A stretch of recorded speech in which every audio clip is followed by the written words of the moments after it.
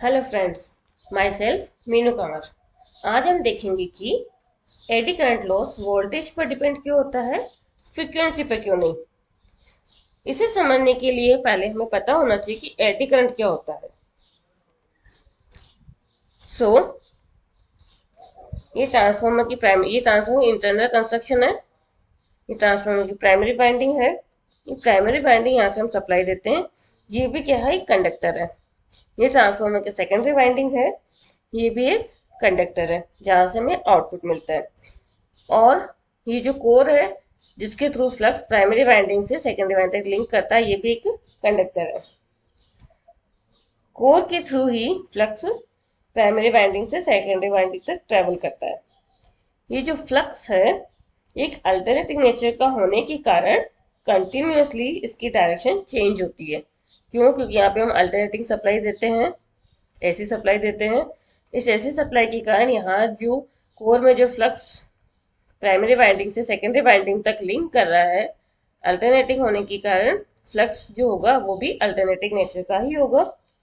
So according to Faraday law कि जब flux किसी स्टेशनरी कंडक्टर में कंटिन्यूसली चेंज होता है, मीन्स एक बार पॉजिटिव साइकिल आ रही है, एक बार नेगेटिव साइकिल आ रही है, अगेन पॉजिटिव एंड नेगेटिव, तो फ्लक्स कंटिन्यूसली चेंज होता है, तो उसमें एक ईएमएफ प्रोड्यूस होता है।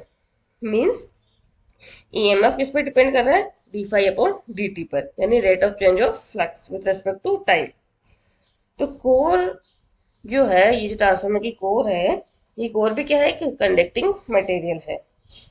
कंडक्टिंग मटेरियल होने के कारण मीन्स ये कंडक्टिंग मटेरियल के साथ साथ ये एक स्टेशनरी है, मतलब ये मूविंग पार्ट नहीं है, स्टेशनरी कंडक्टर है। और इसके थ्रू, इस कोर के थ्रू फ्लक्स प्राइमरी वाइंडिंग से सेकेंडरी वाइंडिंग तक ट्रेवल कर रहा है और ये कंटिन्यूसली फ्लो होता रहता है। और ये फ्लक्स कोर में फ्लो होता है। हम जानते हैं कि फ्लक्स अल्टरनेटिंग नेचर का है और फ्लक्स की डायरेक्शन कंटिन्यूसली चेंज हो रही है, तो इस चेंजिंग फ्लक्स के कारण कोर में एक ईएमएफ जनरेट होता है। कहाँ जनरेट होता है? इस कोर में। और कोर कंडक्टिंग मटेरियल होने के कारण इसका कुछ ना कुछ रेजिस्टेंस होता है, जिसके कारण इसमें यानी कोर में एक करंट फ्लो होने लगती है। ये करंट कॉन्सेंट्रिक सर्कुलेटिंग लूप में कोर में फ्लो होती है। यहाँ पर ये कोर को दिखा रखा है, इस कोर को हमने इस तरह से दिखा रखा है। तो ये करंट कॉन्सेंट्रिक सर्कुलेटिंग लूप में कोर में फ्लो होती रहती है। कोर में फ्लो होने वाली इस करंट को ही हम एडी करंट कहते हैं और इस करंट से होने वाले लॉस को एडी करंट लॉस कहते हैं।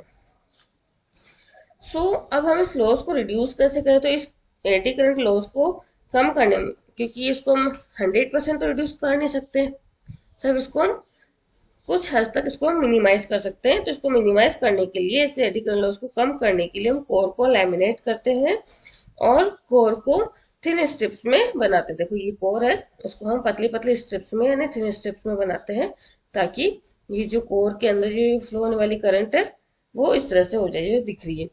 तो फ्रेंड्स, अब हमारा जो मेन टॉपिक है कि जो कोर है, जो एडी करंट है, वो वोल्टेज पे डिपेंड करती है, फ्रीक्वेंसी पे क्यों नहीं। तो उसको हम देखते हैं कि ये जो फॉर्मूला है P E equal to K E F square B M square, ये हमारे एडी करंट लॉस का फॉर्मूला है।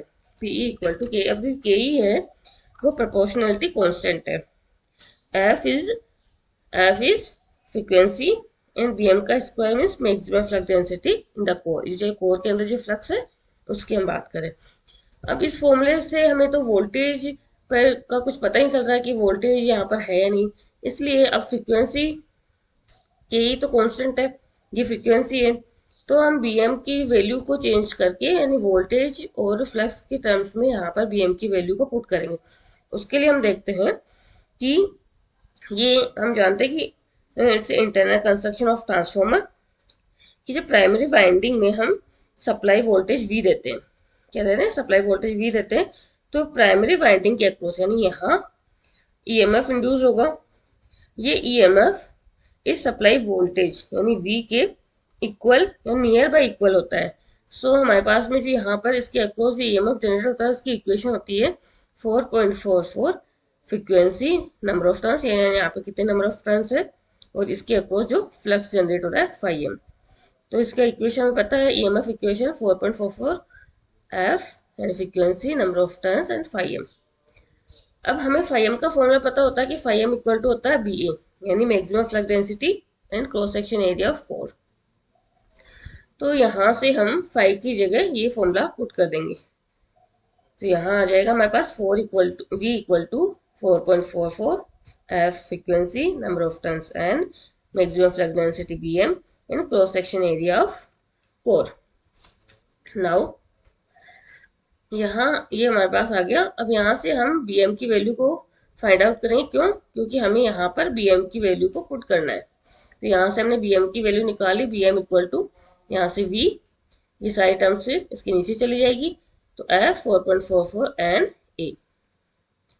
तो हमें पता है कि ये जो टर्म्स है वो सारी क्या है, कॉन्स्टेंट है। अब इस टर्म्स को हम इसमें पुट कर रहे हैं, bm में पुट कर रहे हैं। तो यहाँ पर हमारी इस तरह से इक्वेशन होगी, PE equal to KE F square, BM की जगह हमने ये वाली वैल्यू पुट कर दी, तो यहाँ पे स्क्वायर है तो इन सब पे स्क्वायर लग जाएगा, V/F का होल स्क्वायर, इनको हमने सेपरेट कर लिया, 1/4.44 एंड A का होल स्क्वायर। अब हम जानते हैं कि ये पूरी टर्म्स क्या है, कॉन्स्टेंट है, तो इसको हम एक तरह से नेग्लेक्ट मान रहे हैं यानी नेग्लेक्ट कर रहे हैं। तो हमारे पास में बचा KE एफ स्क्वायर, V का स्क्वायर और f का स्क्वायर। एफ स्क्वायर से एफ स्क्वायर कैंसिल आउट हो गया, तो हमारे पास मिला P इक्वल टू KE जो कि प्रोपोर्शनलिटी कांस्टेंट है एंड V स्क्वायर। सो इससे हमें ये प्रूफ होता है कि एडी करंट जो लॉस है वो अप्लाइड वोल्टेज पर डिपेंड करता है और AD current loss square voltage के प्रोपोर्शनल होता है, ये फ्रीक्वेंसी पर डिपेंड नहीं करता है। ये हमने प्रूफ कर दिया कि ये फ्रीक्वेंसी पर डिपेंड नहीं करता है। सो हमने इसके न्यूमेरिकल लिए हैं कुछ, पीएस बीमरा की एक न्यूमेरिकल है, क्वेश्चन है, ये क्वेश्चन नंबर 35 है पीएस बीमरा का। तो क्वेश्चन है कि ए 220 वोल्ट 440 वोल्ट यानी प्राइमरी साइड में 20 वोल्ट है, सेकेंडरी में 440 वोल्ट सप्लाई वोल्टेज है, 50 हर्ट्ज से 5 केवी का सिंगल फेज ट्रांसफॉर्मर है। ये ऑपरेट हो रहा है 220 volt primary side and 40 hertz supply, secondary winding open circuit, यानी फ्रीक्वेंसी जो हो रही है वो डिक्रीज हो रही है। प्राइमरी साइड तो 220 वोल्ट है, वोल्टेज सेम है, यानी फ्रीक्वेंसी को हमने डिक्रीज कर दिया, 50 हर्ट्ज से 40 हर्ट्ज कर दिया। तो हमारी एडी करंट पर या हिस्टेरिसिस लॉस पे क्या फर्क पड़ता है या कोर लॉस पे क्या फर्क पड़ता है, ये हमें देखना है। तो हिस्टेरिसिस लॉस हमने पिछले वीडियो में पढ़ लिया था, फिर मैं आपको बता देती हूँ क्या होता है। तो जो एडी करंट लॉस है पहले हम ये देखेंगे। एडी करंट लॉस को हमने देखा था कि एडी करंट जो लॉस है वो फ्रीक्वेंसी पर डिपेंड नहीं करता है, वो किस पर डिपेंड कर रहा है, वोल्टेज पर डिपेंड कर रहा है, यानी स्क्वायर ऑफ वोल्टेज पे। तो यहाँ वोल्टेज तो सेम है, फ्रीक्वेंसी डिक्रीज हुई है, उस वजह से AD current loss remain same. AD current loss क्या होगा, सेम रहेगा। बट हिस्टेरिसिस लॉस का मैं डायरेक्ट फॉर्मूला बता देती हूँ कि hysteresis loss proportional to V/F, यानी वोल्टेज कितना प्रोपोर्शनल होता है, फ्रीक्वेंसी के इनवर्सली प्रोपोर्शनल होता है। सो एडी करंट जो फ्रीक्वेंसी डिक्रीज हो रही है, फ्रीक्वेंसी डिक्रीज होगी तो हिस्टेरिसिस लॉस क्या हो जाएंगे, इंक्रीज हो जाएंगे। इसलिए हमारा option number C is correct answer. Eddy current loss remain same and but hysteresis loss increases, hysteresis loss increase हो गए। आपको ये पता होना चाहिए कि कोर लॉस जो होता है, ट्रांसफार्मर की कोर लॉस होता है, उसमें दो तरह के लॉस होते हैं जो कि हमने पढ़ लिया है, eddy current loss and hysteresis. इन दोनों का एडिशन ही हमारा कोर लॉस होता है। तो उसको देख के हम ऐसे भी बता सकते हैं कि क्वेश्चन में इस तरह के क्वेश्चन आ जाए एग्जाम में कि कोर लॉस इंक्रीज हो रहा है या नहीं हो रहा है, एडी करंट नहीं दे रखा हो, नहीं हिस्टेरिसिस लॉस दे रखा हो।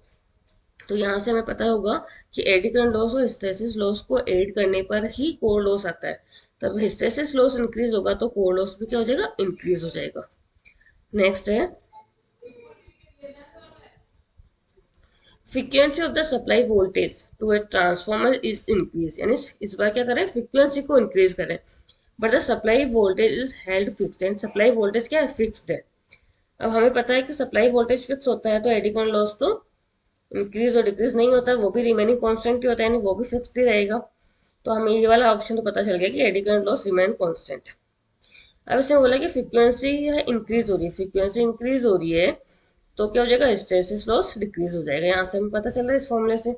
तो फ्रीक्वेंसी क्या हो रहा है, डिक्रीज हो रही है, फ्रीक्वेंसी फ्रीक्वेंसी इंक्रीज हो रही है तो हिस्टैरिसीस लॉस क्या हो जाएंगे, डिक्रीज हो जाएंगे। तो अब हम ये भी बता सकते हैं कि कोर लॉस क्या हो जाएगा, कोर लॉस किसके इक्वल होता है, eddy current plus hysteresis loss. Eddy current तो इक्वल है, कांस्टेंट है, बट हिस्टैरिसीस और डिक्रीज हो रहे हैं, हिस्टैरिसीस और डिक्रीज हो रहे हैं तो कोर लॉस भी क्या हो जाएगा, डिक्रीज हो जाएगा। तो कोर लॉस के डिक्रीज हो गया, कोर लॉस भी क्या हो जाएगा, डिक्रीज हो जाएगा। सो